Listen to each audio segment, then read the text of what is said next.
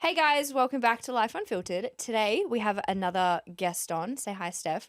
Hi guys, I'm back. Steph has actually been here before. Yes. What did we talk about last time? Your ADHD. Yeah. And it was back in August. I don't know why, but that doesn't feel like that long ago.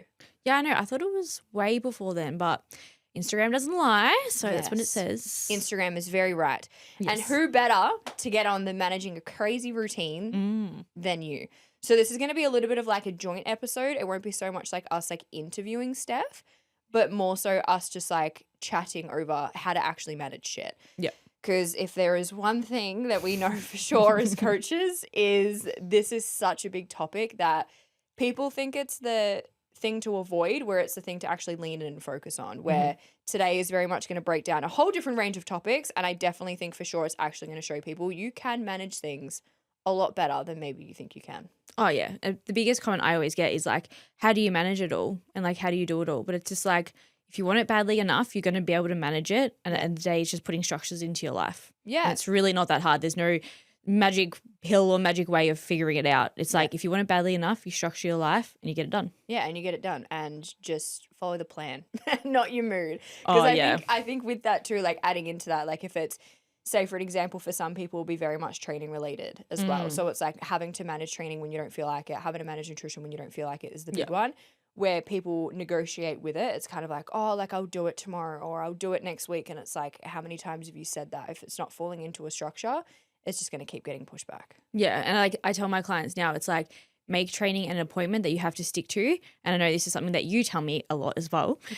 Because I know for me, it's like living a busy lifestyle is all well and good and wanting to grow your business is all well and good. But if you're not giving back to yourself, Jamie reminds me all the time that if I don't give back to myself, then I can't be the best version of a coach, of a wife, of a friend or anything like that, because you can only give as much as you take back. Yeah. So if you don't want to structure your life and like make sure nutrition, training, everything like that is nailed, then you can't be the very best version of yourself because you're just going to be chaotically stressed all the time. 100%. If there is one thing that I fully believe in is like you expect everyone to show up 100% for you, but you're not doing it for everyone else. So like, you know, say for even with what you just said then in terms of being a wife and stuff and even being a coach, like your clients don't deserve a burnt out you. Like you have to be getting organized. You have to be staying on top of your stuff. It's the exact same for mums, partners as well. Yeah. Of like they around you don't deserve you to be burnt out. And I think this is a big conversation that people really do neglect of you aren't just neglecting yourself. You're also starting to neglect the people around you that don't deserve you to not be 100% too.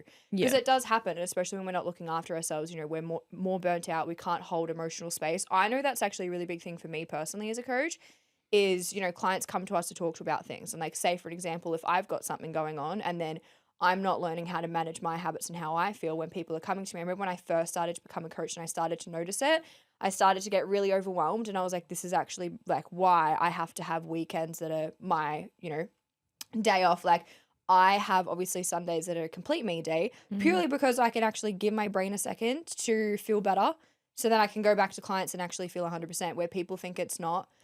Like habits don't do that or whatever. Like they think it's like it adds pressure. It's like, no, it helps us manage people around us a lot better too. Yeah. When it comes to emotional regulation, I didn't realize how much of when we're a coach and a business owner and we're giving to our clients, how much that takes a toll on us in the best way possible though. Yeah. I love helping people. I love being everyone's big sister, their biggest cheerleader, but that does give a lot. Yeah. So making sure that we have habits and structures in place where we do give back to ourselves. Yeah. I know for me, when it comes to coaching, as to conversation I bring up a lot is boundaries, because for me, I want to be in my clients' corners 24/7 of the day.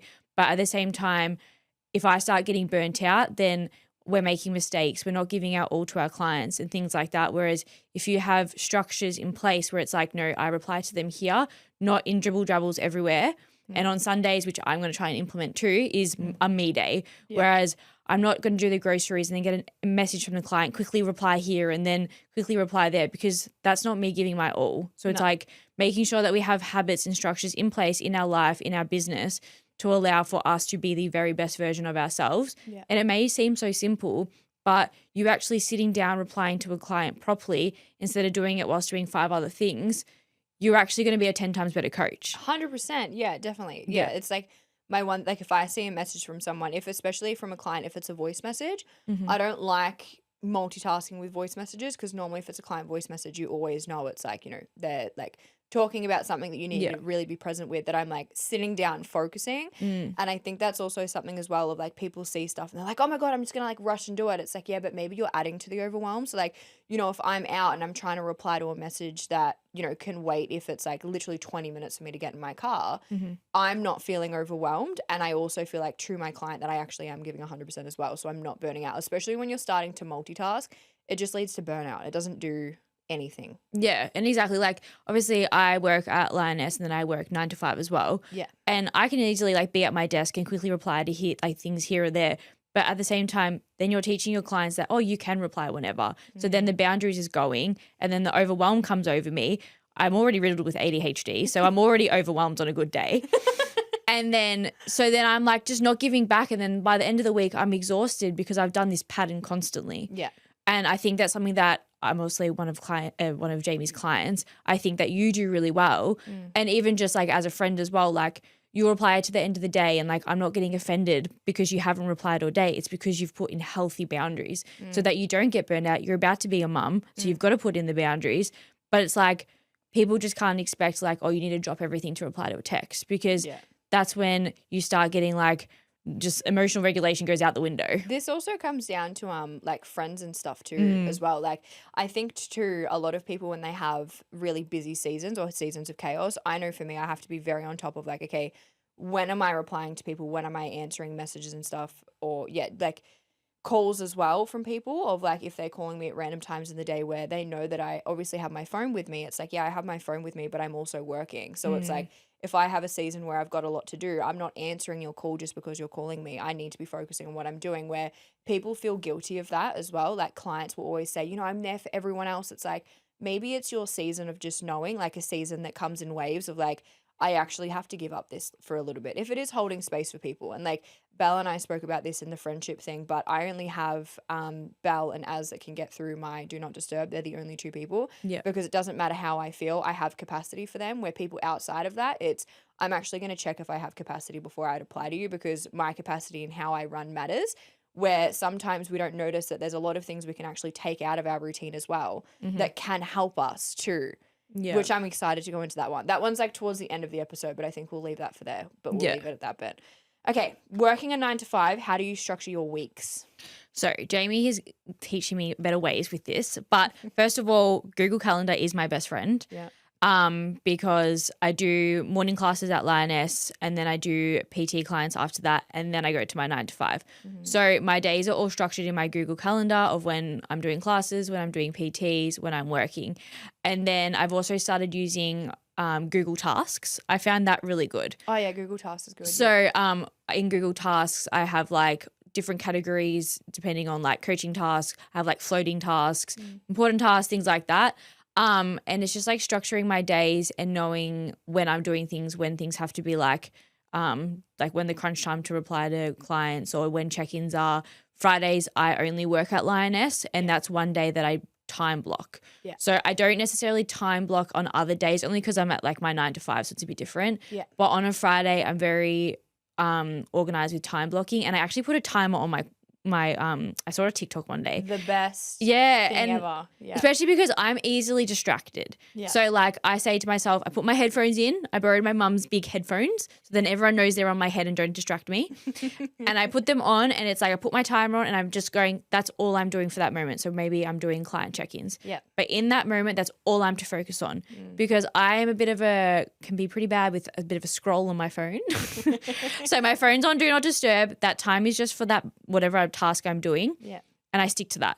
So I think time blocking, Google Calendar, tasks, because a big thing for me, if I don't write it down and it stays in my mind, I can get very, very overwhelmed. Yeah. So I have to put things on paper or in my notes or my calendar so that it empties my brain a little bit and I can come back to it later. 100%. Adding to that with what you just said in terms of emptying your brain, when we feel the overwhelm as well, that it's like, I have so much to do, it's like that you have to kind of ask yourself the question of like, have I actually tried to pre-plan things? Have I tried to get organized? Have I actually tried to help my brain? Because it makes sense why our brain gets very overwhelmed. Like our brain Yeah. can't tell the difference if it's stressed between a calendar or a lion chasing us. Like Yes, I like in that terms of analogy. our nerve system, I think it's something that people don't realize too. Yeah. Like the nerve system's a really big thing when it comes to stress, right? Mhm. But it doesn't know what's happening. So like it can't tell the difference if we're getting fucking attacked or we just Yeah. haven't organized. Like, Yeah. and it's something that I always have to remind clients of, like, you really have to stay on top of it because the body Mhm. doesn't know, and that's okay. But use your brain Yeah. and get it organized. Mhm. Especially like, you know, if Sunday resets are my big thing. Like Yep. I came from working, we're going to do a little bit of a flashback moment. This was like 4 years ago, which is crazy to say now. But when around the time before I competed, I was obviously working 3 different jobs. It was Yeah. like 60 to 70 hours. Before that, also, I had basically 3 different homes. I had my mum's house, my dad's house, my ex-partner's house. I was having to try to manage all of my food, all of my work times. I had 2 different jobs between that time. I also didn't have my license. So I was having to organize travel time. And like that season as well taught me I have to be on top of my shit. And like I knew for me it was either sink or swim because around that time I had a lot of like personal pressure with just like family shit. And I was like, if I actually don't get myself in a financial position, I'm not gonna be able to do what I want. So like, you know, with a car or whatever, or my license and stuff, or like moving out was gonna be a lot harder. So I had that season of needing to understand how to manage everything a lot better. But in that time, I never had my Sunday reset. So something that I hear from people a lot is, oh yeah, you know, I have a really crazy routine, so like I can't reset. It's like you just got to pick your days when you are. So like if you've got a lighter day, if you have 20 minutes that you're sitting in the car, like, okay, what does next week look like? Say for an example, for shift workers as well, coming out of the 9 to 5 too, of like, if you've got like night shifts or something, like whenever you get your roster, start doing it as like a habit of like, okay, now I set my whole time up of what I can do, rather than using like, I don't get a Sunday reset, or like I don't get the weekend. It's like, okay, maybe you have a Tuesday or a Wednesday off. That's when you reset. Yeah. So it's not still falling into the thing of you're adding something else to why you can't do it. It's like, okay, but what can you do? Yeah. Yeah. No, I agree. Like I'm the same with my Sundays. Yeah. It's like making sure that we're setting ourselves up for a successful week. But also, as you said, if Sundays can't be that day, you just make it, you fit into like your schedule somewhere else. Yeah. But making sure you have a day where it's like you're meal prepping, the house is getting reset. Like I'm a big thing with my girls. I always tell them, get your groceries organized on a Friday. And they go, why a Friday? Because normally by the Saturday, your fridge is empty. Yeah. So if you have your groceries pre-planned to be picked up, let's say Friday or Saturday, you're going into the weekend already successful nutrition-wise because your fridge is full. So it's just having little things like that and habits and schedules into your week to make you successful with your nutrition, your training and things like that. Yeah. And making sure, okay, on a Sunday, maybe you don't have any plans and that's okay, but you have to be selfish. And I think for me, that was a big thing, was being that like a bit of like a selfish Sunday, because it's like, yeah, I could go out for lunch. Yeah, I could go out for coffee. Yeah, I could do this, but then it's just to my detriment. Nope. Yeah. Nope. My best friends know that Sunday is mine and Az's day and my day, and it's my one day a week that I just get to reset my house, my environment. Yeah. Because I used to be a classic burnout girl. I used to burn out consistently. And as soon as I started to put more boundaries on things that I didn't want to do so I could have time for other things, it's like you feel like an asshole with it, but until you actually feel better, like there's 6 other days in the week that you can try to do something. If I can't see you one weekend, I'm sorry, but like there's only a handful of times I go out on Sundays, because Sundays are just the day, you know, I'm obviously not working on Sundays. It's my day that I can just switch off my brain, and like that's probably the only way from a capacity standpoint that I actually feel good. And obviously with time frames throughout the week and stuff too. But I do think being selfish is okay. And I tell my girls this all the time. I'm like, you know what? Like, it's not selfish to say no. Like if in your gut, like your friend goes, oh, do you want to go out for coffee? And you're like, your answer in your head is no, then it's a big fuck no. Like if in your head at all, it kind of goes, that feels a bit icky, that doesn't feel like right, then it's a no, and that is okay. Yeah. And like, I know for like, I'm a people pleaser at heart. Like I understand, like I will go above and beyond for people. But at the same time, if it then burns me out, if I don't get my 7 to 8 hours sleep, if I don't have time to meal prep, well then it's like, really, was it really worth it? Yeah. And especially with how much stuff you do as well, it's like you don't have time to negotiate on them things too. And I think too, like people see it as such a simple habit. It's not. It's a really simple habit, as you said. Like, yeah, it can be super simple, but it helps you for the whole week be set. And like, it's not something that to give up just because, you know, you need to go see your friend or something. Like Mm. one of my clients, actually, she's been with me for almost 3 years now. She has had so much growth, like so much growth. So I had her check in this week and she actually mentioned that she was away obviously for the weekend. She got home at 6 p.m. This old version of her would not have done this. She would have just said, I didn't meal prep because I didn't have time. She got home at 6 p.m. after having a really long weekend, went to the shops, went home, meal prepped, took her 2 hours, and I knew, she's like, Jamie, like, you know how big this is for me, because normally she would be like, I didn't have time to do it. She was like, I made the time. And I was like, see, I love that. And she's in a deficit currently, and she's just not negotiating on any things. And like, it's annoying. Like, yeah, sometimes we have extra stuff to do. It's like, but really, like, realistically, it's going to take you 2 hours that it's going to, you know, help your stress levels so much the week after. Yeah, and the whole I don't have time, I hear this so often. And I feel like it's a bit of a what's the word? Like soft spot? What's the word? I don't know what the word is. Like Soft spot? No, like it's a bit of a touchy subject with me. Yeah, That's the word. Because I'm like, okay, I'm sorry, but you are talking to the wrong person here. Because if you don't have time to do things, what do you mean? It's like, okay, I'm a sucker for on my phone. It is a priority of mine and a goal of mine to get my time down. Yeah. But for the people who say they don't have time, okay, let me go look at your screen time. How long are you spending on social media? And now tell me you don't have time. Yeah. Like, especially on a weekend. Like, yes. And like, I get, like, we love being on social media, but like, and yeah, it is a touchy subject because people are always like, oh, you know, but like blah, blah, blah. It's like, really, if you were to get off your phone, you'll probably find you have more energy, you feel better, and you just like literally, you literally just feel better throughout the week. Like for me, last year was a really big year of noticing that I was like, I need to stretch my capacity for, you know, my work, everything that I want to do.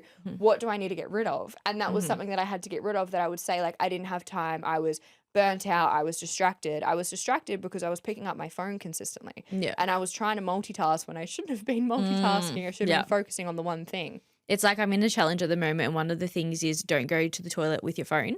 Oh my God, I remember the first time I had that from Wacker. Yeah. From the first time I had that from Wacker, I was like, when it was in the morning and I just like left my phone, I was like, what do I do? Yeah, no, but it's so funny because it's like we're so addicted to our phones, yet they're the reason why we're so overwhelmed. Like for me, I know I look at social media in a way of like taking inspiration now, and I look for ideas and things like that. So for me, it's actually consuming a lot of my brain. Yeah. And I really didn't recognize that until I started really realizing how much screen time I was doing and how I was talking to Beck about it, and it was causing me so much anxiety because I was looking at a way of like work as such. So then I wasn't like just doom scrolling to like have nothing else to do. I was actually scrolling for inspiration, for work, for like interactions with clients and things like that. And then I had no boundaries anymore. So it's like actually realizing, okay, no, you can put your phone down. You can go take a poo and not need your phone. Like, just sit with yourself. Some people are going to hear that and be like, what do you mean? What do I do? Bring a magazine in there. Remember how, like, dads used to take in, like, the big, the paper Oh, into yeah, the bring toilet? the newspaper. The newspaper. Like, even bring your Kindle. Let's bring that back. No, but honestly, it's like, when do we actually switch off? And, like, honestly, if I looked at, like, even my day, things like that, like, when do you give yourself grace to do nothing? Yeah. And honestly, that nothing time is what needs to happen so that we chill. Mm-hmm. Like, I know sometimes I look at my garment, it's like, you've had a stressful day. And I'm like, but I don't even feel stressed. And that proves we are so like subconsciously stressed and overwhelmed throughout the day. We don't even realize it sometimes. Yeah. And I think also adding into that, like certain habits and stuff that we do throughout the day, we don't even realize is a stress response or like we need a dopamine hit. So like, you know, if we're doing something and then we're going to grab our phone, if we're doing something and then we need something else to help us, it's like, that is a sign of stress. Like it doesn't feel like it's there, but it's there. Another big one is people's sleep of like, you know, waking up and you feel like straight away you're up and you need to be like, you know, rushing out the door or even throughout the night, like how many times are you waking up and going to the toilet? Like that's a really, really big sign where people think it's normal. It's like, no, like the nerve system's actually very fried. And I think in your challenge that we recently did, the 14-day challenge, one of the days was when you wake up, don't go on your phone. And like I know for myself and so many other girls in that chat, they're like, oh my God, I left on time. Oh my God, I got so much more done. Like, and for me, it's like I didn't have that anxiety in the morning. It was like such a small little thing Yep. really did help. And like Yep. so many girls in your chat were like, shit, Jamie, that actually worked. Small, easy change. It's this tiniest thing. Like I know for me, if I wake up and I check my phone straight away, if it's like notifications, I'm like, yeah, I'm stressed. And that's when I know like it's actually, they're my little signs where it used to be like, oh, like it's fine. And then, yeah, like literally I used to be the same. I'll just like get up, be on my phone. And especially because work's on our phone too. Yeah. Like it is overwhelming when you open it that it's like, just give yourself that 30 minutes. And even like, I'm pretty sure there was one in that I said, wake up 30 minutes earlier or something. Yeah, you did. Yeah. And even that one, like the girl said, like, I actually am really shocked with how much better I actually felt rather than how I compared to how I feel. Because sometimes we think it's like we might need more sleep, yeah. But like, what are you doing outside of your sleep too is really important. And I think when it comes to sleep as well, like one thing for me, so I don't have to leave home till 5 when I coach classes, but I get up at 4. And the girls go, why do you get up so early? Because I want a slow morning. And like I know I don't have like the sunrise and the fun slow morning, but my slow morning makes me not set up for anxiety basically. So like I get up an hour before, I go downstairs, I make a coffee, I make my little pre-coaching snack, I feed the dog, I have a coffee in bed with Corey. Like I have a slow morning. Yeah. Instead of like I used to like wake up like 20 minutes before I had to leave. It was like chaos. And obviously like then you start your day on a shit term. Yeah. Because you 100%. start it chaotically. Yeah. All right. Next bit. I'm really excited for I'm this scared. one. Learning to handle pressure instead of avoiding it. Okay. So as an ADHD girly, procrastination is my best friend, and procrastination comes from feeling overwhelmed and feeling pressured. And in the past, I would avoid anything that would feel overwhelming or pressured. But at the same time, where is that getting you in life? Yeah. So actually embracing the pressure, knowing that pressure is a privilege. I know it sounds cliche, but it really is. It's true. Like knowing that if you want something so badly, you need to embrace that pressure, embrace that overwhelming, and find structures and habits to embrace that and not to burn out, as you said before. Yeah, especially with this as well. Like if you're someone that hasn't learned how to handle pressure, the only way to learn how to handle it is sit in it. And people think it's like, oh, I'm feeling really overwhelmed and pressured. Like, okay, if that feels uncomfortable, that's what you need to learn to hold. It's not learning to how to, you know, get rid of it and drop it because you feel better. Cool, you feel better, but you also aren't training consistently. You also aren't eating nutrition consistently. You know, you're not showing up in the best possible way. So it's not, no, you need to avoid it. You actually need to learn how to bloody manage it. It's the other way where people think it's like that feeling that people get, you know, when they're stressed and they add things in. It's like that feeling of like, oh, there's relief. There's relief because you've gone back to the very thing that you were trying to actually get out of. So you have to notice, okay, I'm feeling the pressure and the overwhelm. I actually need to lean into it.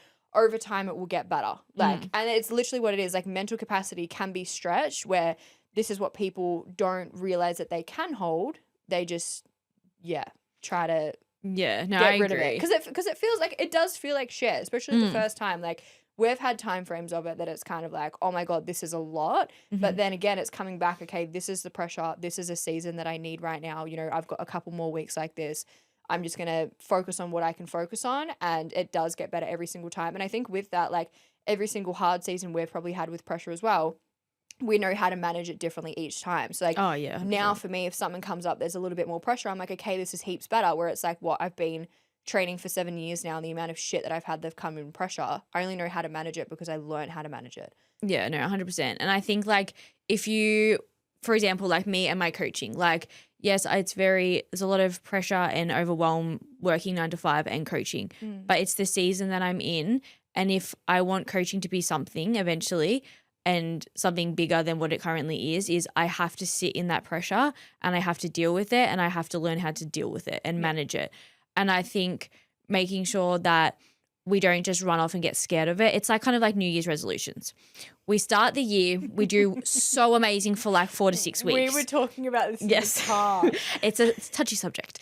As coaches, as coaches, everyone starts the year off thriving. Yeah. They go, I'm going to do this, I'm going to do that, thriving. 4 weeks in, ghosting us.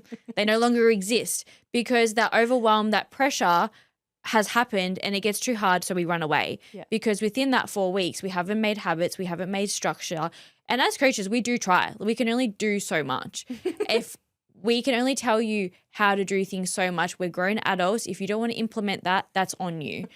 And this is when we have to go, okay, if we really do want that goal physique, that goal life, that goal career, what do we have to do in place to deal with that pressure? Because I'm telling you now, you're going to deal with pressure your whole life. You can't run away from it. I've tried. It doesn't work. Exactly. And also it gets us nowhere. Exactly. It's like, 100%. If it's that you're repeating the exact same thing that you probably had last year, and if it's like, again, that there's pressure and overwhelm there that you're trying to avoid, don't let that be the thing that plays out. Like, I have this thing that I say to clients consistently, like, you know, say, for example, if someone's had like not the best week, and I'm like, I couldn't give a shit when you feel good. Show me when you aren't wanting to do things, because that's when you're not going to get progress. Yep. The people that get progress are the ones that actually show up when they don't want to consistently. And we know that. So the moment that people start to be like, oh, you know, this is happening, it's like, okay, this is where you actually need to lean in more.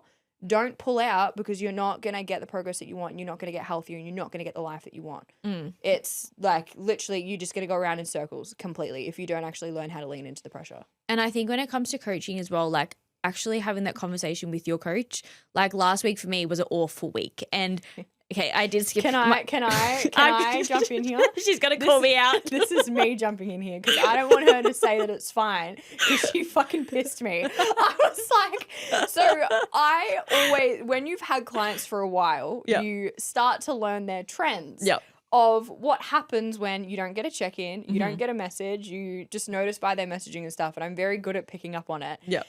And Steph is currently in a deficit, may I just add. She's currently in a deficit, and I know that Steph has a lot to do, right? And last week, Steph had a check-in, and she was like, I felt like shit. I just like didn't want to do it. And then when I said, I can't remember what I said, but I asked you about like something. And then I get this voice message, and then this long ass message of what was going on. And I voice noted you back. I'm like, so this is literally the week I needed to actually coach you, and you ghosted. You were like, I was everything I tell my clients not to do. Literally, you're sitting here being like, lean in, literally just a week ago. But like, I think that like what makes you such a good coach is like, you knew, like, obviously, like, I voiced that I didn't want to check in. For one, like, for a lot of people, like, you don't even get that probably. But once you have a good coach who, like, knows, no, they can't read your mind, but it's like, okay, one missed check-in, that's not a normal occurrence for you. That's a weird pattern. No. And it's like, but that's what I needed. I had a shit week. I had my period. I looked like bloated, inflamed. Every part of me felt huge. And I was like, I'm in a deficit. Why do I look like this? Like, oh my God. But this is why I have Jamie as a coach, because it's tough love. And I need tough love. Otherwise, I can just swindle out of anything, because I'm just like, I can get away with murder. But she just tries to negotiate it. She's like, this is a valid reason. But what we did was I was getting overwhelmed. I had 4 sessions a week. I wasn't making the 4 sessions. I couldn't fit into my schedule. I'm obviously in a deficit. I wasn't seeing the results that I wanted to see. I was nailing my nutrition, but the output I wasn't nailing. And I was quite honest with that. I said, I'm not nailing the output. So Jamie's like, that's fine. Let's do 3 sessions a week. And I don't know what chemistry changed in my brain, but it was as easy as that. It helps with us feel like there's a little bit of a difference, that there's, especially for brains that already have a lot going on in the nicest way possible. I was like, how do I word this? I was like, I'm just going to say it how it is. But when there's like, when there's already a lot of stuff, when you start to think, okay, I've got to do more, when you'll feel like your capacity is already there. And when you see that you're dropping things because of that capacity, it's like, okay, a little bit of a step back. But like, even with programming as well, I don't think clients realize I would prefer for you to tell me, hey, I'm actually not getting in the 4th session. Can I go to 3? Because you're actually going to get more volume into your sessions too. Yeah. Like, it's not, okay, I'll just leave it there and I might get it. It's like, no, be honest. Otherwise, you are going to start to stuff with your progress too. And that's a big thing. Like, little bit of a pivot, because then I can program your, like, you know, your 3 days that you're technically still doing like 4 days of volume, but it's in 3 days. Yeah. And I think like me as a coach, like I'll always say like, I'm not perfect. And I think that's what makes us a good coach, because like we do call ourselves out on things. And like I will quite happily say like last week, yes, I was a shit client. But at the same time, like, it's a learning curve for me. And I learned from Jamie that dropping one session a week for me, I feel so much better. Like, just knowing that, like, I don't feel overwhelmed, like, shit, I need to get that fourth one in. Like, where am I going to get it in? Oh, now I've disappointed myself. Yeah. And it is a vicious cycle that, like, even, like, for me personally as a coach, I still feel that way too. Yeah. Like, I understand not being able to tick the boxes. I understand getting overwhelmed. Like, I completely and utterly understand it. But at the same time, it's like, but how do we pivot and grow from that situation? So from that situation, I very much learned that I just voice how I feel to Jamie. And like, she is fine with that. If we say we're having a shit week, she's not going to hate us. No, Like- I expect it to happen. Like no Yeah, journey. we're is- humans. Yeah, like no journey is 100%. Like Mhm. I love it when clients actually have to learn to pivot and, you know, do things because it shows us that there's 100 different ways for us to get progress where Yeah. people think, okay, oh, okay, I can't stick to this plan. So like, that's it. I'm going to drop coaching. It's like coaching changes. It doesn't matter what the goal is, what season you're in. You literally just have to communicate and make changes. Like Yeah. coaching isn't something that's there when everything feels good. It's there to help manage the chaos. Like even for me, like, you know, being pregnant, I still have James. Like I haven't dropped James. I'm still, you know, I'm not obviously going to be, I'm not sure when I'll compete again, Yeah. but I still have James purely because I need someone to just have all of my stuff done for me that I don't have to manage it. And like, yeah, I'm in a completely different season. I've got chaos. Like there's been a few times with James in the first trimester too. Like first trimester, I was so honest with James. I'm like, James, I don't even know if I'm eating like 1,000 calories at the day purely because I was just vomiting consistently. And James was fine with it. And I never once did I say, I was like, oh, I'm going to think of dropping this just because like I can't be 100%. It was like, no, I actually need James there from a standpoint to help me know if there's a different way that I can manage it and have a different outlook where I used to always do like the 100% thing with, you know, my first coach, especially that it was like, if I wasn't 100%, I didn't want to check in. And she was definitely the coach that really taught me, okay, your life is crazy. We've got to learn how yours is. And it's not like you fit into a perfect plan, right? So everyone thinks a perfect plan is like the 5 sessions a week, nutrition being 100% and like all of this stuff. It's like, yeah, not realistically for some people. And Yeah. that's okay. It's like you've got to learn you. And if you can get progress by that, that's fine. Because like your life isn't going to look like someone else's. Yeah, and I think what you said, like you hit the nail on the head there. Like we're so used to that 5 sessions, we need to do this, we need to do that. And like I used to be able to do that, but now I literally can't fit it into my schedule. No. And that is more than okay. It's like my best friend last night, she's one of my clients and her she's a 12-week-old son and he's going through a leap at the moment and he's just being like the biggest suki lala ever. So she couldn't get out for a normal walk, she couldn't get her steps in, and she messaged me, she's like, I feel like I've let you down, I feel so sad that I can't get them in. And I said, that is fine, you're in a season that is going to occur and that is okay. I said, you know what, tomorrow just aim for 500 steps more. You know what, such a small little thing. But you know what, tomorrow which is today, she will get that 500 steps and she'll feel amazing. Just because you don't hit that 8-9K that you're prescribed or whatever doesn't mean you have failed and you should give up and never start again. No. Like she's in a season where she has to pivot constantly. She's got 3 kids who 2 go to school and one's obviously the newborn. And she constantly has to pivot and that is okay. That's why for food, she has My Muscle Chefs in the fridge because sometimes she can't prepare food. So she pivots, she has her My Muscle Chef. Like we just have to prepare ourselves to be able to pivot, which for me used to be scary. I used to hate change.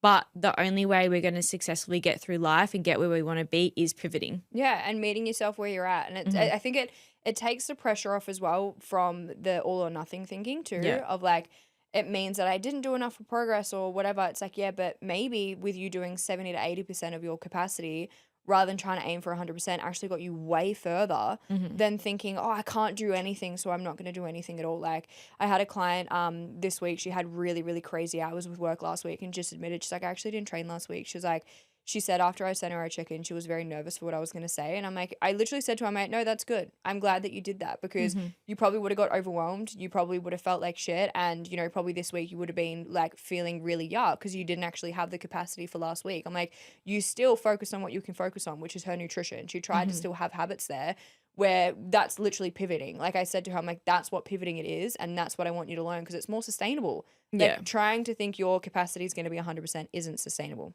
No, exactly. All right, next part. Your habits should support you, not add pressure. This one's an interesting one. This is an interesting one. Habits reduce decision fatigue, definitely. So in terms of having your routine set out, your habits that you know 100% support you. So we'll go through our habits that know that support us. I feel like that will be a good one. My morning, I cannot go on my phone until about 7:30. I'm actually going to push it back to 8 because it's normally around the time that I'm like training, and then I'll open my phone and there's just like shit that I'm actually going to push that back. When I wake up, also, I have to wake up on my alarm. Right now, like I'm 33 weeks pregnant. I cannot be fucked getting up. Like all I want to do is sleep. The amount of times I wake up and I don't even know what day it is, it's like draining me right now. But I know for a fact if I negotiate with that time frame, I'm going to make myself stress, and my emotions are everywhere right now that I cannot do that. Then by the time I'm going to the gym, in the morning has to be like my me time morning. So like my me time morning to focus on me, my goals, my health. That makes me feel good. Like I think sometimes we always think of things as such a surface level way of like, oh, I've got to go get this training session, but you're not leading with the big goal, and that helps me. So like even now with pregnancy, when I'm, having a day where I don't want to show up, I have to fall into, okay, but why am I doing it? It's not just, oh, it's a session. It's like, okay, but why am I doing it? It's for my health, my body, especially right now with pregnancy. Like I have to keep moving. It's not something that I feel like for me, if I was to stop training, I feel like that would really fuck me. Yeah. I think from a mental standpoint as well, and especially postpartum. Then when I get home, I still normally when at the gym, I'll do all of my client replies. I'll do all of my steps. So it's like a big chunk of them done. Then by the time I get home, I feel like I've already achieved so much that I'm more present for work. So that overwhelm of having so much to do, I've got systems in place that support me and will support my clients throughout the day as well. Nighttime is my big thing too. I've always been, you love your nighttime routine. I've really always been on top of my nighttime routine. I'm that crazy person of if Az puts on the main light, I'm going to get so shitty. Like I feel the difference when I'm on top of my sleep routine and when I'm not. So like if I'm not using my red light, if I'm on my phone, if I haven't done my journal, especially I think the past couple of weeks when I started to really take it out, I noticed mentally I was really like a lot more affected. And then the next day I wouldn't feel 100%. Now that I've gone back and I've doubled down on them, I feel a lot better. And at the first point, I was kind of like, oh, this is adding pressure again. And that's when I knew. I was like, hey, this is something that I actually really need right now. And now that it's all consistent again, I feel great. Yeah. And I think people think that like habits have to be a big, scary habit and like you have to overcomplicate it. And it's like, it just doesn't need to be. So like my habit is like as soon as the alarm goes off, I'm getting up. Like Corey is a chronic snoozer and I'm like, no, as soon as my alarm goes off, I'm up and about, especially because the dog also very much wants me to get up. But straight away I am trying to like not go on my phone. That is a new habit of mine for the last couple of weeks because I have you got noticed. Opal? No, because it gives me anxiety. Why does it give you anxiety? I know. I think just knowing that like I can't get into it. Good. I know. I'm trying. And like Beck has this brick thing and like even that gives me more anxiety. But no, okay, I have baby steps here. No, you need to just put yourself in the deep end and do it. I put my phone on Do Not Disturb. That was a big enough deal for me. So no, listen, okay, my turn. So my alarm goes off. She's like looking sideways because she's nervous to look at me right now. I can't. What do you mean you're nervous? I really tried. But what are you nervous of if it's locked? I think honestly because like I have this like this whole phone thing in me is like has to be baby steps because I am very attached to my phone and I honestly like only noticed it in like the last few months about like putting it on Do Not Disturb. Honestly, I think it's the control thing. I need to know when things are coming through that I'm like, I don't know, like I'm on top of everything. Like I do understand it is a problem, but like I do have it on my phone on Do Not Disturb. That was a big step for me, honestly. And I'm the one who consistently lives on Do Not Disturb. I know. It kills me.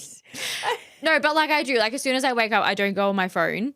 I'm still stuck on the Opal. I know. I really did try because I didn't actually know that was something that was that like. No, it actually causes me so much anxiety. Like I tried for like a day or two and like just knowing that I didn't know what was coming through or what happens. Like I think it's a people pleaser in me too. Like imagine if like this person needs me or this person needs me. Like they probably don't. But like that's what's in my head, like the whole control. But your capacity. Yeah, I know. We're starting with Do Not Disturb, okay? Guys, don't touch me too much. Like your capacity, you got to think of things as like a leaky bucket. Like, you know, if you're having things that are consistently, you feel like are draining you and you're having so many tabs, It's a leaky bucket that's happening in your head, that it's like, you know, you're having all of these things that you don't think are too much, where if you take it out, it's like the exact same thing with the morning. Yeah, but I still don't look at it. I don't need Opal to not look at it. That's... Okay, anyway, stop judging me. Next question. No, okay. So that was just like coaching in real time. I know, I understand Steph's brain really well. Where like I know sometimes if Steph actually commits to just being like, okay, I'm gonna... Okay, but we're not committing to Opal yet. Why? Okay, I'll try. But if I go spiraling, it's on you. Just put your phone down for 2 hours. No, but I do. When I get up in the morning, like my alarm is off and I go downstairs. I'm gonna... No, okay, this is how controlling I am. This is a bit off tangent. But if I know I need to go somewhere, I have Waze on for like, well, so Waze is like the traffic thing. Yeah. Like half an hour before I go, and I have to have it on and open in my phone so I know exactly when to leave, when traffic is changing. That it's a control thing. It's my overthinking brain, but I do it. And like you ask Corey, like the phone will like follow me around the house with the Waze on to make sure I'm not late. Because it freaks me out. That's what I mean when I get very overwhelmed very easily. But they're like little habits in my brain that have, honestly, that has helped a lot. That would help you. Yeah, I'd say that helping you. But control with me is a big thing. Yeah. And I am working on it. I have gotten better. I've never seen you with the control thing with like... Yeah. Not like that. No, it is like, I think when it comes to my phone, it's like, but I can quite easily like see things and ignore it. Yeah. So like, I am getting better at it. Like, but yeah, even do not disturb. Like sometimes like I'll have to quickly just look at my notifications and things like that because I'm like, just in case. I don't know. I think I always go to the worst case scenario of things. I'm a bit like, I'm the classic overthinker. Yes. So anyway, back to my habits. Big habit for me is obviously like eating in the morning. A lot of people go like, why are you eating at 5 a.m.? Or 4 a.m., whatever it is. Because I'm hungry and I want to make sure that my brain's at a capacity that actually is working. So that requires coffee and food. I know a lot of people go, but like, how do you eat so early? Because you know what? Once upon a time I didn't, and I made it a routine and a habit. Now it's a habit. I wake up hungry. Next thing would be obviously like the Waze thing so I don't get late. That's probably another habit. All my habits have disappeared from my brain. You've just made me... I'm making her focus on the Opal. All I can think of is how Jamie's judging me about Opal. No, I'm not judging. I'm not judging you. But when you said that it was like what you said with your phone, I didn't actually know that it was like that. This is why I need Jamie in my life, guys. If it isn't like clear. So one time at the gym, Steph, when she used to train at Derrimates. Steph was like in the gym and I could feel that she was dysregulated as fuck before I even walked over. Like I can always pick up on people when they're just like not feeling 100%. And then Steph said, what was it? You said like, oh, I was running late. Or like I used to always run late for work. Yeah. Always. It was, and I think by that point I knew it was a consistent habit. Yeah. And then I can't remember what I said. It was... I don't know, but I can't even remember what it was, but it was like the most life-changing comment. Honestly, like I used to like to be known that I was late. Yeah. Like it was a personality trait. Like it was a person. Like you ask Corey and like any of my friends, they'd be like, she's the late one.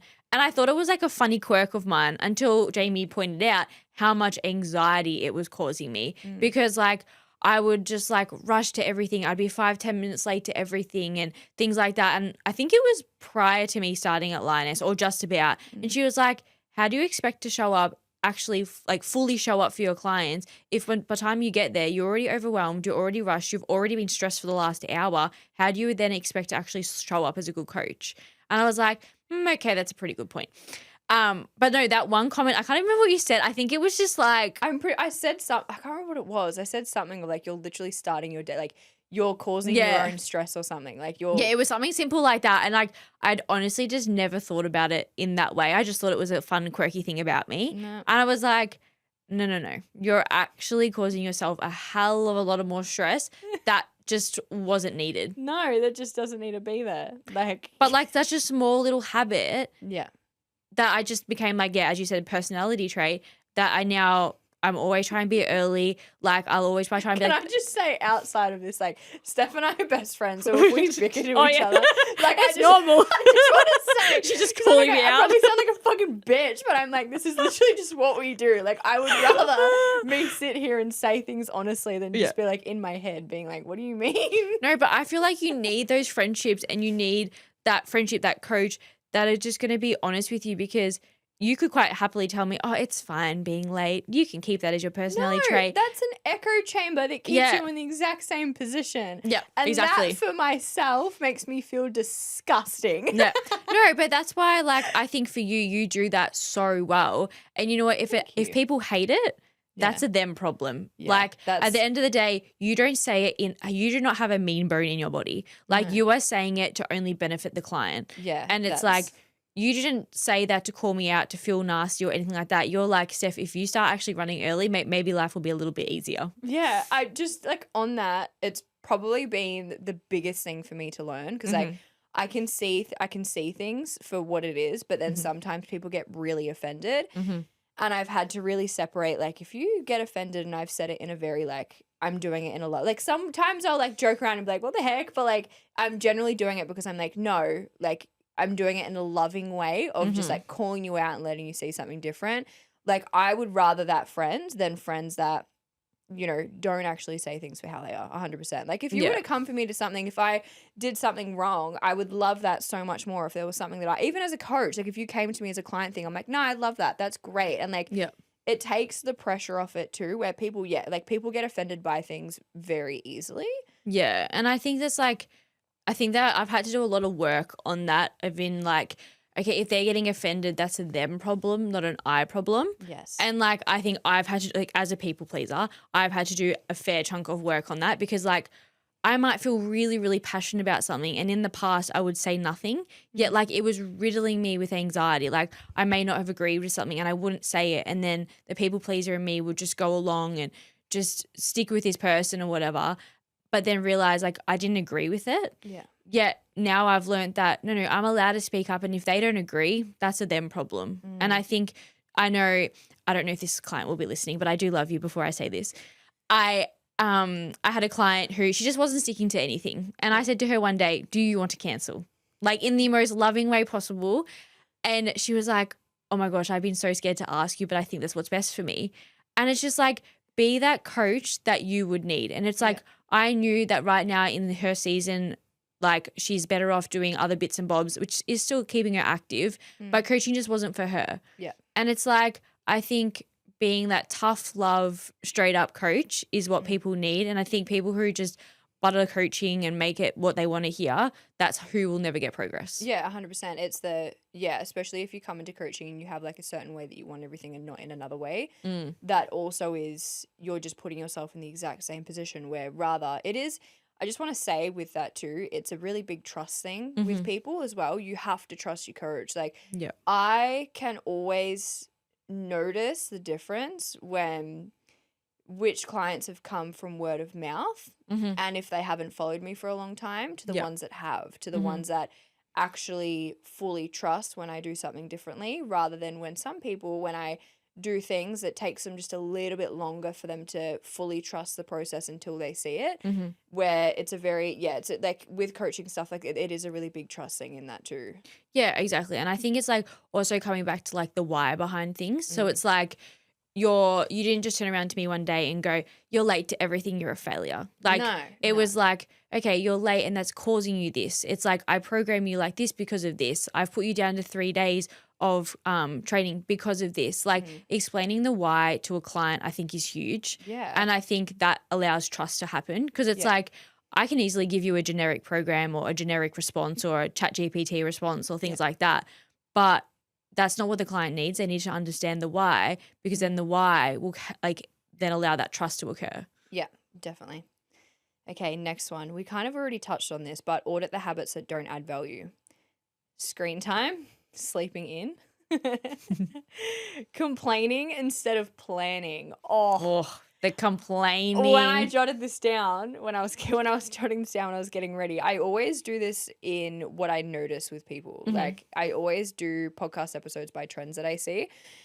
This one really, I get it because it's a lot easier for us to complain and not actually have the action in turn with it. But Mm-hmm. it when you notice that you're complaining, catch that. What are you doing with that complaining? Are you Mm-hmm. trying to action things? Are you trying to do differently? Have you been saying it for the past couple of weeks? So I'm actually going to call myself out here with this one. Ooh. This is a personal one though. Mm-hmm. So I feel like I've mentioned my relationship with my dad on the podcast. My Mm-hmm. dad, love my dad. He is very, very, very, very, very over the top Mm-hmm. with, obviously now that I'm pregnant, he's just like calling me consistently. And like my dad and I in my teenage years did not have a really good relationship. So the past couple of years, it's been like very much like me trying to feel good with it, that I started like, yeah, now when dad calls me, he'll call about like how tired he is or like how he's feeling with work and like the classic things that I help people with basically.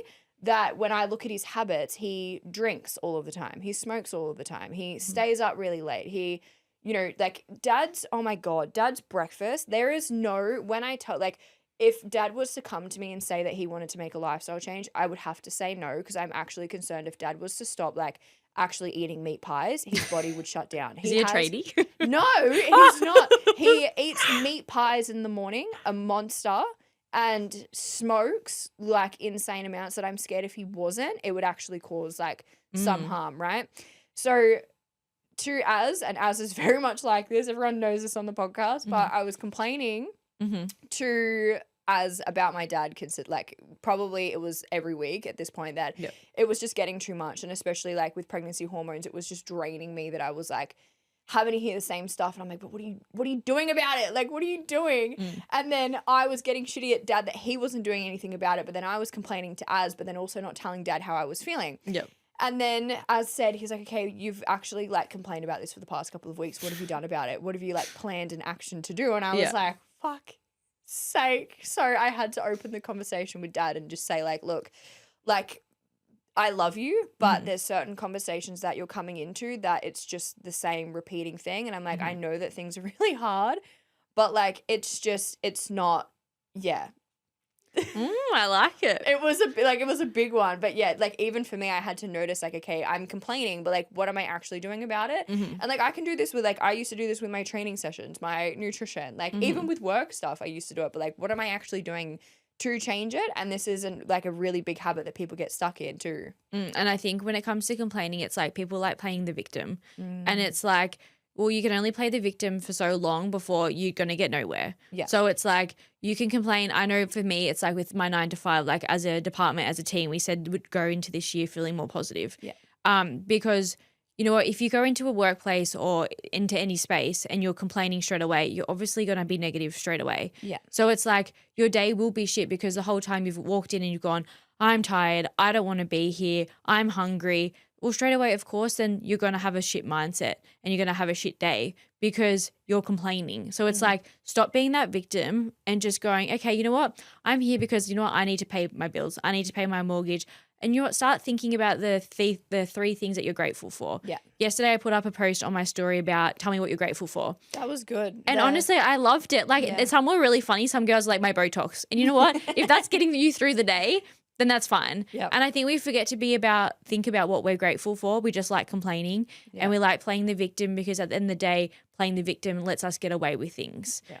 And it's like, I can tell you 6 reasons why I couldn't take the day off today, basically. Or I could tell you reasons why I can't get this done, I can't get that done. But where is that getting you? That's just moving you backwards, not forwards. Yeah. So it's like, if you really, really want something, stop complaining about it and get it done. And stop playing the victim. I played the victim for a very long time. I didn't train for like a whole year because I did have mental health issues, but like I played the victim until I got help. Yeah, yeah. And it's like, you can play the victim to things, but it'll just get you nowhere. And just know that that's all you're going to be. I love that. But like, it sounds harsh, but like, but it's true. It's true. No, it's true. I think like I hate so much that we have to lead with that too, that it's harsh. It's not harsh. It's people actually saying, hey, seriously, notice what you're fucking doing and make a change because it can happen. And I think for us as coaches, like, I've had to really, really, really notice how I react to things when people think they can't do something. When I know there is certain things that we can do to manage things. It's like then you hear, it is coming up with the complaining thing. It's coming up with the excuses. If it's the victim stuff, like it's really hard for us to see it that way. And I think it's really sad that we have to be like, oh my God, it's harsh. It's like, yeah, maybe a little bit, but in the best way possible. So you're not repeating the same shit for years on end. Like and I say this fucking consistently, I would rather have my journey 10 times over than be in the same position I was. But people would rather sit where they currently are, not learn how to manage their life. And like, it honestly makes me really sad. Like, it makes me sad and it makes me upset because, like, for both of us, we can fully relate to this. Of like, we have both done it, that we've had the hard shit and just known it was really shit. But now we understand why it had to be like that. Oh, yeah, 100%. And I think, like, I even like for me, I could have happily just stayed with my 9 to 5 and complained and just like never gone and done anything. But you know what, I hear people go like, oh, I'm too old to change my careers. Well, like I changed to coaching at 27 years old. Yeah. Yes, I have a mortgage, I have bills, I have things. I could made all of those my excuse. But at the end of the day, do I want to drop dead tomorrow and go, I actually heard this in a podcast the other day. It was like, if you drop dead right now and you reflected on your life, would you be happy or would you be full of regret? Yeah. And it's like right now, if I dropped dead, I'd be pretty fucking happy. Yeah. But like, if you a year ago said that. Yeah, no, because I would be too scared to chase my dreams. Yeah. And it's like, just stop complaining, stop playing the victim and just get the stuff done. Because I'm telling you now, even if it's just something so small, it's like girls who are rehabbing from injuries. Yeah. It's like, I'm sure there's so many girls who would play the victim and be like, it's too hard. Why do I bother coming to gym when I can't do what I normally do and things like that. But it's like, you know what? In 6 weeks after you do that rehab, you're going to be back on your feet and you're going to be fine. Yeah. But you could have stayed that victim that whole entire time and never got to that week 6 and back on your feet.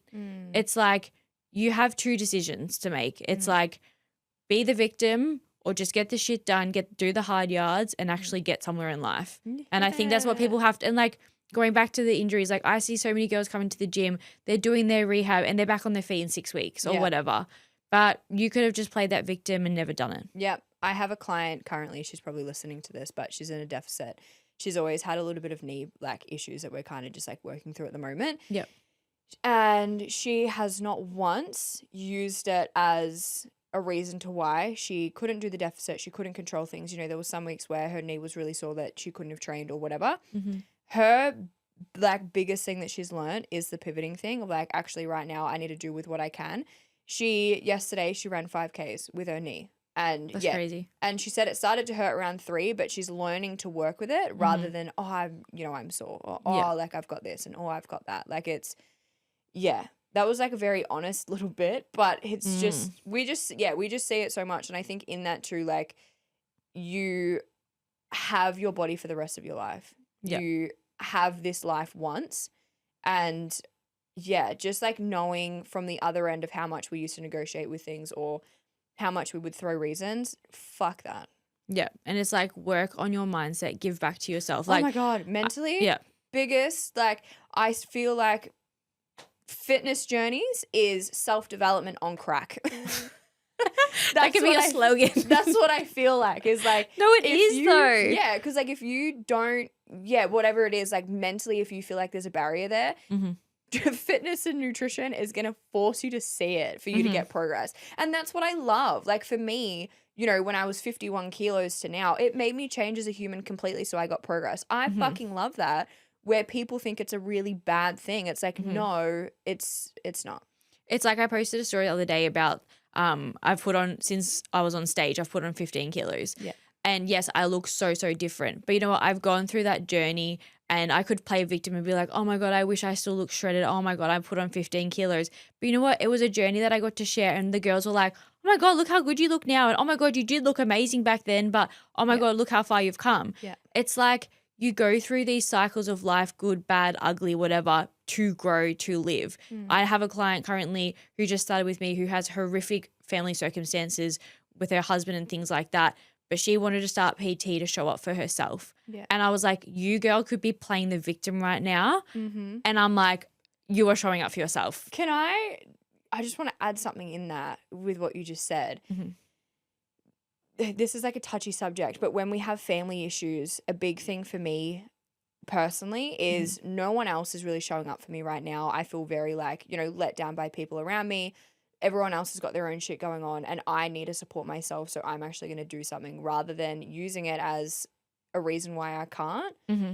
And I think this is something like, it's very common that we have personal issues and we have family stuff going on and stuff like that. It's like, you need to support yourself in the best way possible that you can. Because, if you've got a partner that isn't able to hold space for you, if you've got, your mum that you can normally talk to, if she's mentally struggling, you need to start taking some of that emotional pressure for yourself and learning to manage things too, I think is a really important note to add. Because sometimes when we have that, we think, oh, I've got a lot of stuff. It's like, your body needs extra love right now. Your body needs extra support. And from just like a self-respect and a relationship to yourself as well, it's a really important bit. Yeah, I think at the end of the day, you only have yourself. Like, yes, you have friends, your family, your partner, things like that. But at the end of the day, you have yourself. And if you can't fully trust yourself and give yourself the love that it needs, then no one else can give that to you. Like, if I speak to girls who have issues in relationships and things like that, I go, do you love yourself? And a majority of them go, no. And like, at the end of the day, how can you give to others when you can't even give to yourself? Yeah. So... The end. No, so my past relationship before I would always be that type of girlfriend of they're not showing up for me, they're not doing this, they're not doing that, blah, blah, blah. But as soon as I had to go to the gym, I wasn't doing it for myself. As soon as I had to talk good to myself, I wasn't doing it. And it was to the point that I expected my partner to make me feel good when I really wasn't doing anything for myself. Where when I started to really focus on myself towards the end of that relationship fizzled the fuck out because I was like, well, I actually look after myself pretty fucking well. And then as came into the picture where now it's not that. Like, I hold the standard of I can actually really look after myself. And it's like, I don't feel like I need someone there to validate me and stuff as well with things. Like, and I think that's a really important factor. Like, I can't remember who posted this. It was the best thing that I ever seen. But like, how would you feel if your partner was consistently skipping date nights, was negotiating on things, was using excuses to why they couldn't, do things with you? You would feel like shit. But as soon as it's us and ourselves, we're like, oh, it's fine. Like, no worries. Yeah. But deep down, we feel like shit. We don't feel good. We feel not confident and like we can't show up as ourselves. It's like, why is that? Yeah. Is that because you negotiate with yourself too much? Is that because, you try to justify everything, where if that was a friend or a partner, that you would 100% do that. But as soon as it's us, but then we wonder why, like even with emotions or feeling anxious or depressed, like we should be able to hold ourselves to a high standard for ourselves, not just anyone else, not because we want to try to call in a relationship, but for ourselves. We are literally with ourselves for the rest of our life. We are with our brain for the rest of our fucking life. I don't want it to sound like shit. I don't want it to be negative. Yeah. And the thing is, like, you can only give to everyone else as much as you can give to yourself. So it's like, at the end of the day, like, you can preach to your clients this, and that. But like, if you don't do it for yourself and you don't truly believe in it, they're not going to be doing it because they're going to be able to like see what you do and how you show up and be like, well, you're telling me to do this, but you don't even do it yourself. And that's actually something that Jamie has reminded me constantly as well. It's like, if you expect your clients to do that, then you have to make sure that you're doing it yourself. And it's like, that's Integrity the whole is everything. Yeah. And the whole Integrity is giving it back everything. to yourself. It's like, I've been with Corey for nearly 12 years. And people might be like, oh, but you both are like independent, live your own lives, do things and whatever. But we always come back to each other. And that's how we've always had such a good relationship. We've both always made sure communication is key. We've always made sure that we love ourselves and then we can give to others. And it's like, seems so simple, but I watch so many of my friends and things like that go give so much to someone else and then they forget about themselves. And then eventually if the relationship ends or whatever, they get back into it and they go, oh my God, like I forgot about myself for so long. And I'm like, I did tell you, but until you realize I can only tell you so many times. Yeah, we've completely gone off. Yeah, I don't even know what we're talking about anymore. I feel like we just got like really deep. But it's true though. It kind of like blends into like managing chaos and life stuff in general. Yeah. But there's just like some heartfelt, I think especially coming into 2026, a full year of committing. I'm saying this consistently. A full year of you committing and pivoting and doing whatever the fuck you can is going to make so much progress this year. If you just let it be the year that you fuck around and find out, basically. Just fuck around, find out, do what you can, and just like do it because you generally want to change. Like, you generally want to change. I really hate that it takes people to get to the point that things are really bad for them to make change. Like, it's really sad that it takes us to really hit rock bottom for us to make the change, rather than like, hey, you know what? I just want to feel really healthy. I want to feel fucking hot and confident and all of this shit as just a standard for myself. And like, that's not too much to ask for ourselves, 100%. Yeah, I feel like this is the year for showing up for yourself. Yeah. And then show up for others. Yeah. Being selfish is okay. And just stop with the people pleasing. I will get better at this. And if anyone makes you feel uncomfortable for putting yourself first, see ya. see ya. Kindly fuck them. Literally, this is the year to just cut people off if they don't serve a purpose. When you think about, if you're sitting by yourself and you think of their name, how do you feel? If in your head you go, freak out mode, or you can only think negative things, they're not worth it. Nah. Like, you should be able to like text a friend and not feel uncomfortable and just think about that person and only think good things. Because if they don't, then they're not worth your time or your energy. 100%. The end. The end. That's just like your whole life changed in one episode. We actually did really well with that. But going back on what today's episode was actually about was just accept the pressure, accept the overwhelm, and just like make that something that you want to learn as a skill too. It's like a muscle. Like, the brain is a muscle that we can actually change over time, and we can actually make it adapt to things. So just remember that. Just remember it. It's not feels like shit, and just let it feel like shit. Nothing has to feel good 100% of the time if it adds value later, 100%. Yep. That icky feeling will get better, and that anxiety and that stress and that overwhelming, just embrace it. Yeah. And I'm telling you now, your life will change. Yeah, 100%. I actually have a client that there was another episode that I did, kind of not like very much like this, but similar. She's at uni at the moment, and she said, I honestly think the best thing that I ever learned was actually learning to just hold the pressure when it's there. Hold the pressure when it's there. Know that it's adding to what I'm trying to do.